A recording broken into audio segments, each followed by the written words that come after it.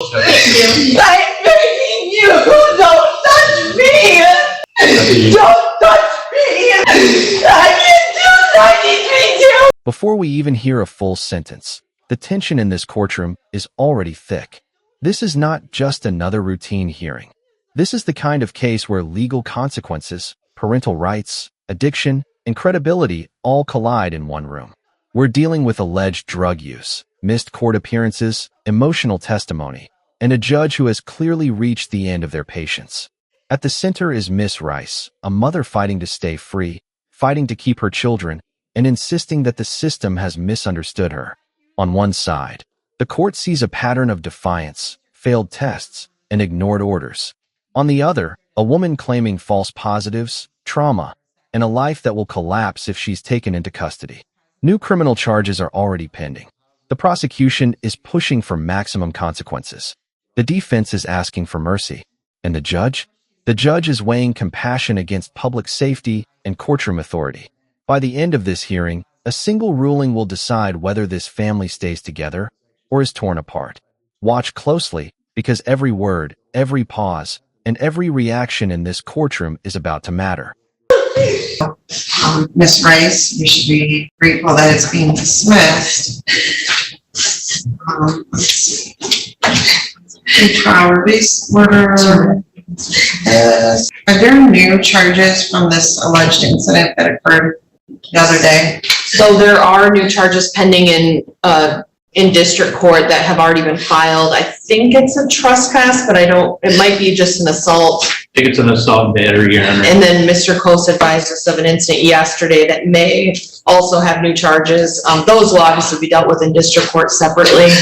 And I, again, don't want to dismiss these charges, but I think at this point, it's best to move forward and not make Ms. Rice's actions. At this moment, the prosecutor lays the legal foundation for why the court is even considering maximum contempt. Ms. Rice isn't just here for one missed date. The state is pointing to a pattern: repeated failures to appear, positive drug screens, delays, and even separate district court arrests. In legal terms, this establishes willful noncompliance, which is a critical threshold. Courts are often patient, but when someone repeatedly ignores orders, fails to test clean, and disrupts the judicial process, the judge gains authority to impose the harshest allowable sanction. Notice the phrasing. Time is often in favor of the accused, meaning the system already gave her chances. The state is now arguing that leniency has already been exhausted. This sets the stage for a punishment not just for drug use, but for contempt of court itself, a direct challenge to the court's authority. The question for the audience becomes, how many chances is too many before accountability replaces sympathy? Son testify if it's not necessary. Okay. All right. So, with regard to sentencing today on the contempt court, are you ready to receive that, Mr. McLeod? I am, Your Honor. All right. Do people have any position on sentencing before the court proceeds? Just like I said, I do think the maximum on the contempt of court would accurately reflect the delays in this case. Time is often in favor of the accused, and it certainly has worked in Ms. Rice's favor in this case. But that being said, I think the maximum on the contempt is more than fair, given her number of positive tests, including today being positive, and given I could go back and see how many times this was delayed based on her non-appearance, but I don't have that figure right in front of me on both cases, and as well, that's not even counting the district court where she had failed to appear and was arrested in district court before it was found over. So, thank you. Mr. Millar, anything you'd like to say on behalf of Ms. Rice? I would, Judge. Judge, I have represented Ms. Rice almost since the time I started the public defender's office. So I'm very well acquainted with Ms. Rice and all of her legal troubles. That being said, Judge, none of this is an excuse for her behavior, but 3-4 years ago, well, first of all, and I think this court's also well acquainted with Ms. Rice as well. Whatever happened prior to that has certainly played a great deal on her emotion, how she handles things at an emotional level. And I think as we all know, when we let emotions take control of our decision-making process, we usually make bad decisions. And Ms. Rice is engaged in counseling and therapy and will probably need it for a very long time to help her get past that area where she lets her emotions take control of her decision-making process. That being said, there are times where she is she has some good attributes. One is she's a good mother. And I know that this court could argue and not actually argue, but state that how can you be a good mother if you're using drugs that you shouldn't be using? And there's no debate with that. But by all accounts, through her CPS case, which I handled, and through today, her primary focus for the last 3 years has been her children. She has 2. She is a primary caregiver. The fact that CPS has closed the file on her shows that she's committed to continuing to be a good mother. That was quite a while ago. About 10 months, maybe. I think it was December, October. But she has continued to make strides to getting housing, getting the services she needs. Guardian, the last time we were in on that case, had no issues with her as her parenting skills. Ms. Rice faces many challenges, Judge.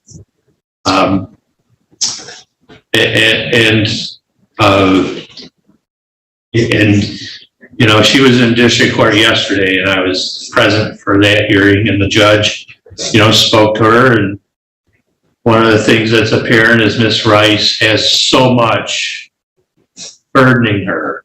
Children, these pending cases, which I think if we can get them, if these are finally resolved today, will be a great help in getting her past that. Remove those stressors that I think will help her life settle down somewhat. She can spend more time focusing on her children. I think she tends to put too much emphasis on things and uses that as a way to justify some of her behavior, such as not appearing in court, not attending certain things. And I certainly understand the state's point of view on this and their situation. But I think this is a good resolution. I think that the longer she's in jail, the more risk her children are. And so with all of that being said, Judge, and knowing Ms. Rice and knowing that she actually has a case, she has to be in district court on this assault charge this morning yet. But I told her to come here first, and she did. I'd ask the court to use its wisdom and fashion the most appropriate and lenient sentence as to any jail time as it possibly can. The defense shifts the narrative here from legal violation to human struggle. Her attorney is carefully building mitigation, trauma, emotional instability, counseling, parenting responsibilities, and closed CPS cases. This is a classic sentencing strategy, acknowledging wrongdoing while arguing rehabilitation over incarceration. He emphasizes that jail time doesn't just punish Ms. Rice. It punishes her children by risking foster placement and emotional disruption. Legally, he's asking the court to consider collateral consequences, the harm that punishment causes beyond the defendant. But the underlying tension remains. Can someone be a devoted parent while repeatedly failing drug screens and court orders? This is where courtroom philosophy comes into play. Is the purpose of sentencing deterrence, protection, or rehabilitation? And when a parent stands before a judge, should the children's needs outweigh the court's need to enforce compliance? Would be our request on Ms. Rice's behalf. Ms. Rice, is there anything you'd like to say on your own behalf? Yeah. Okay, I need you to go stand at the podium for me.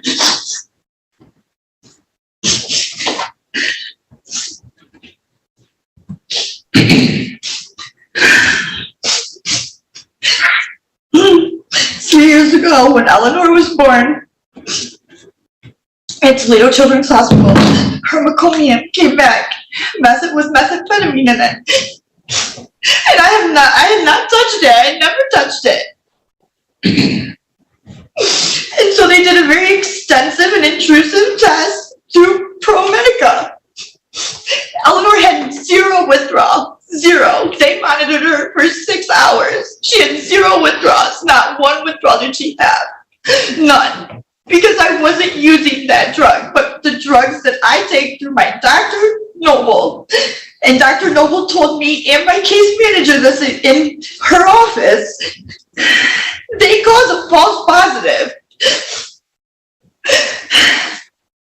When Memphis was born, his meconium came back with the same exact test results, but they didn't even go through what they went through. They didn't call CPS. CPS never got called because they knew that it was verbatim the same exact as Eleanor's. My kids will lose everything, and I have worked really hard to get where we're at. We will lose it all. When I went to jail this last time, I lost my daycare for my kids, which is why I had to bring them to court. I reapplied. I started all over. I started all over all of my stuff again.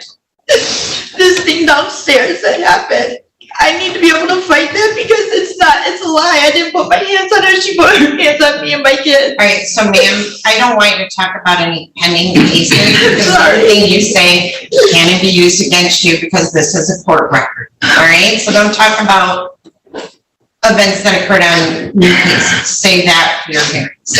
I know that my kids will be in foster care if I go to jail. I don't have anybody to watch them. Their dad has not seen them in over 2 months.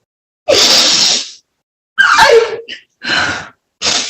climbed out of my trenches. I've climbed out of them by myself. I've worked by myself with them in tow, and we need each other, and they need me, and I'm Now we enter the most emotionally charged portion of the hearing, Ms. Rice's own testimony. She insists the drug results were false positives, tied to prescribed medication. She recounts hospital tests, newborn screenings, CPS involvement, and her claim that her children showed no withdrawal symptoms. From a legal standpoint, though, personal belief doesn't override certified lab confirmation.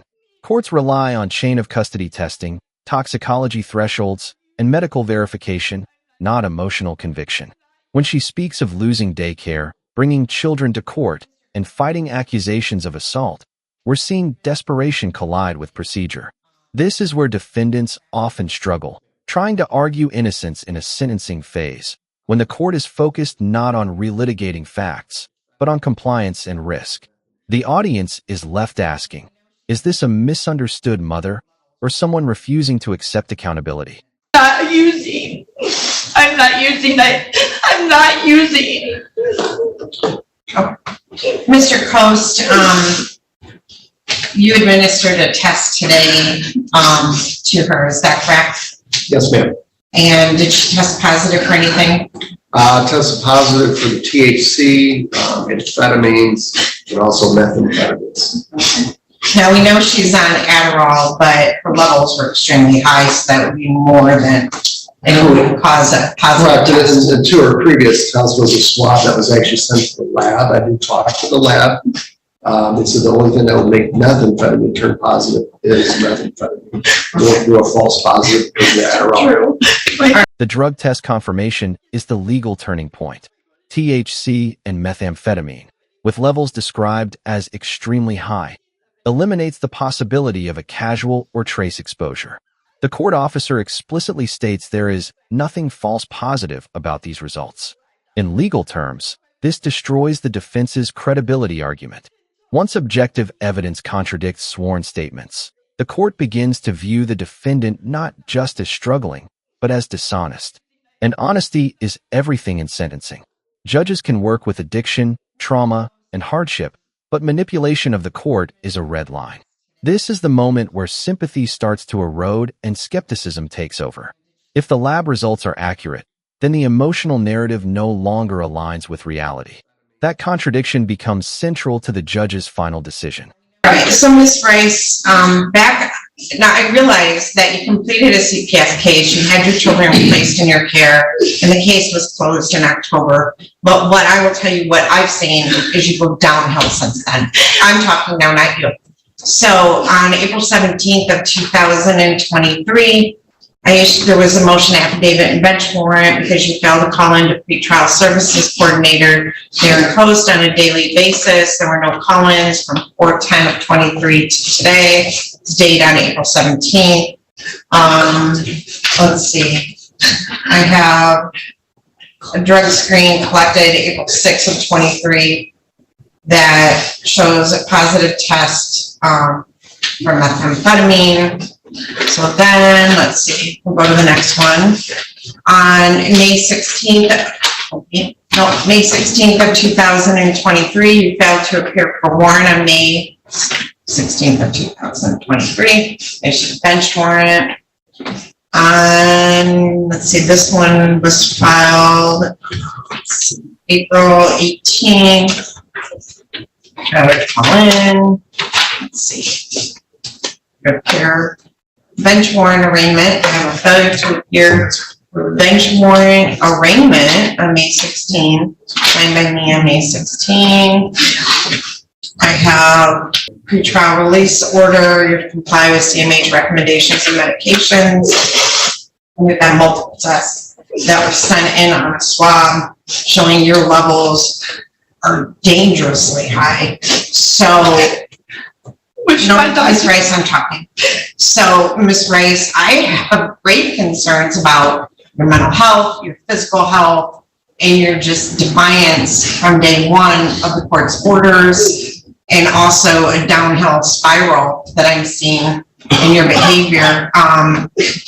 Court's orders are in place, and while I have great sympathy for your trials and tribulations, I also feel that you have taken advantage of that to some extent, trying to manipulate the court. But based on just the overwhelming issues I've had for you, with you and your failure to comply with court orders, I think you got off very lucky today because the charges are being dismissed. But I am going to say The judge's ruling reflects accumulated frustration, not sudden anger. He outlines missed calls, failed appearances, bench warrants, dangerously high drug levels, and what he describes as a downhill spiral. Importantly, he still acknowledges her past CPS success, but notes regression since then. This is judicial balancing in real time. Compassion versus protection, patience versus enforcement. The 93-day jail sentence isn't framed as revenge, but as a last attempt to interrupt a destructive pattern and reassert court authority. When he says she is lucky the charges are dismissed, it underscores how close this case was to far more severe consequences. This is no longer about one mistake.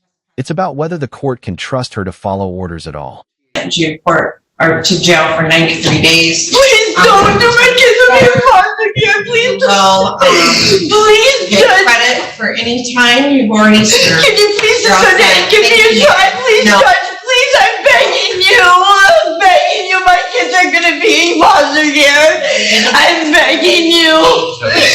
I'm begging you. Don't touch me. Don't touch me. I can't do 93 too. Can I please get bond out? Can I pay? I can't do this, please. You're gonna get credit. Please. This is why I don't come. You're gonna get credit. Let me go, please. No. Please let me go. Okay, but I can't breathe. I can't breathe this way. I can't breathe. I can't breathe. I can't walk. This courtroom breakdown reveals a painful truth about the justice system. It is often the final checkpoint between chaos and consequence. Miss Rice's case wasn't decided by emotion alone, nor by cold procedure alone. It was shaped by a long record of noncompliance, verified drug use, and the court's duty to protect both children and legal integrity. The judge weighed her role as a mother, her trauma, her past progress, and her present failures, ultimately concluding that accountability could no longer be delayed. The 93-day sentence serves as both punishment and intervention, a warning that court orders are not optional and that credibility is everything when freedom and family are on the line. If you found this case as intense and thought-provoking as we did, make sure to hit that like button, share your thoughts in the comments, and don't forget to subscribe for more powerful, in-depth courtroom breakdowns that uncover the truth behind the verdicts.